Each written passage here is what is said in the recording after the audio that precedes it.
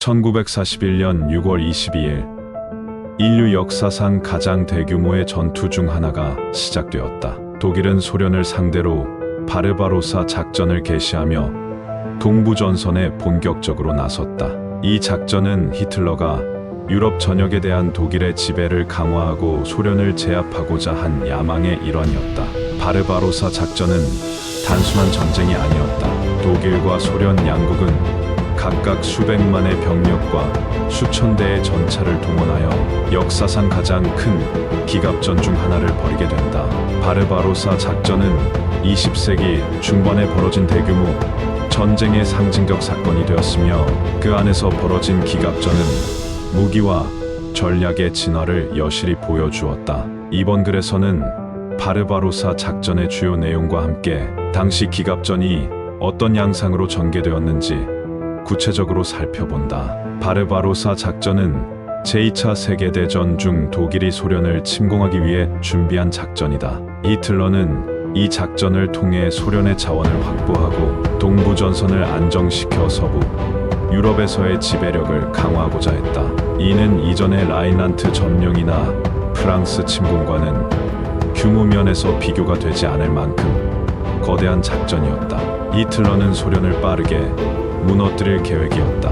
망치와 모루 작전으로 알려진 전격전을 구사해 소련의 방어선을 단기간에 돌파하고 신속히 수도 모스크바를 점령하려 했다. 바르바로사 작전에 의해 독일군은 약 300만 명의 동부 유럽에서 소련의 주요 도시들을 점령하는 것을 목표로 했다. 그리하여 군대 전체를 세 개의 집단군으로 나누어 북부, 중부, 남부로 진격하게 하였다.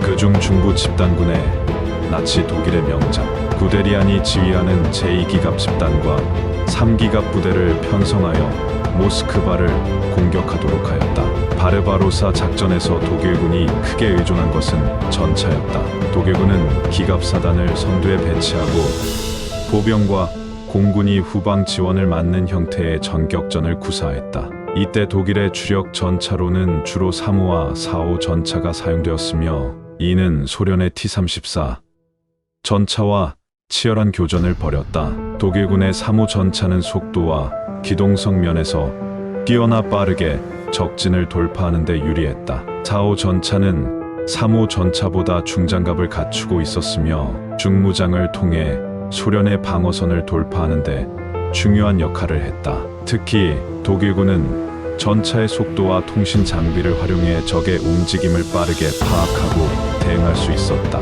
이는 이전 전투와 비교해 독일 기갑 부대가 훨씬 효율적으로 움직일 수 있는 중요한 요인이 되었다. 소련의 T-34 전차는 독일군이 예상치 못했던 강력한 상대였다. T-34는 두꺼운 경사 장갑을 가지고 있어 독일군의 포탄이 쉽게 관통하지 못했다.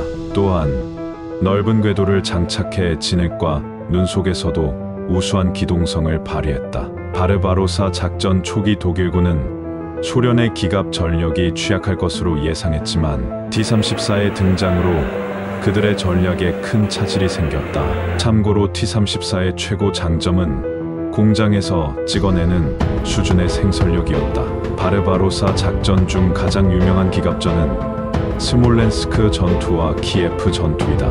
이 전투들에서 독일군과 소련군의 전차 부대는 큰 충돌을 일으켰으며 전황에 큰 변화를 가져왔다. 스몰렌스크 전투는 바르바로사 작전의 초기 전투 중 하나로 독일의 제4기갑군과 소련의 중앙군이 충돌한 사건이었다. 독일군은 전격전을 통해 빠르게 스몰렌스크를 점령하고자 했지만 소련군의 저항은 예상보다 강력했다.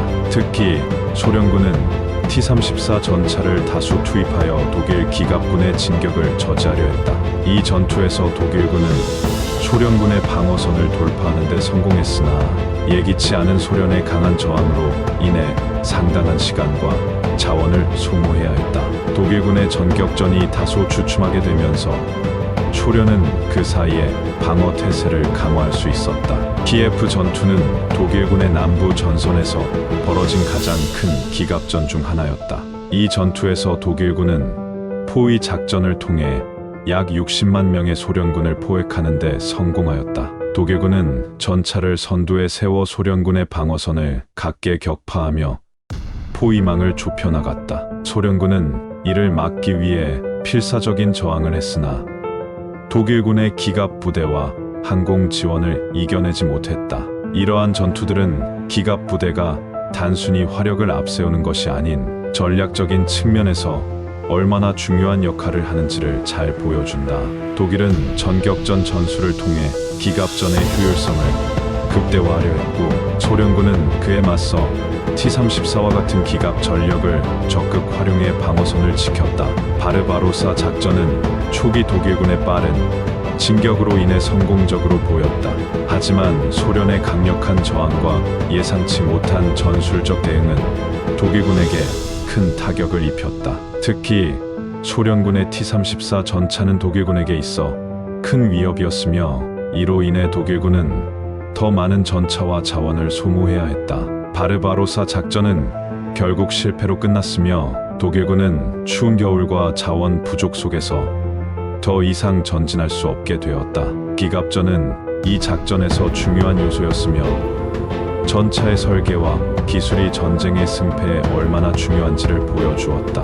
독일군은 전격전의 전술적 우위를 점하기 위해 기갑 부대를 앞세웠지만, 소련은 T-34 전차를 활용해 독일군의 우위를 차단하고 반격의 기회를 마련했다. 바르바로사 작전은 이후 전차 전투의 발전과 기갑 전술 연구에 있어 중요한 사례로 남게 되었으며, 양국 모두 전차와 기갑 전력에 대한 재평가를 하게 되었다. 바르바로사 작전은 제2차 세계대전에서 가장 중요한 전투 중 하나로, 특히 기갑전의 발전에 있어 중요한 전환점이 되었다.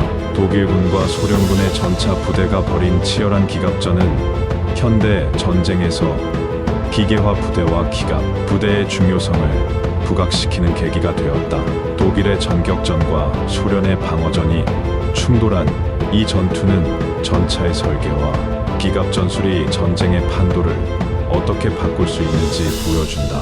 오늘날까지도 바르바로사 작전과 그 안에서 벌어진 기갑전의 교훈은 군사 전략과 전술의 기초가 되고 있다. 이 작전은 전차가 단순한 무기가 아닌 전략적 도구로서의 역할을 강조하며 현대 기갑전의 기초를 형성했다.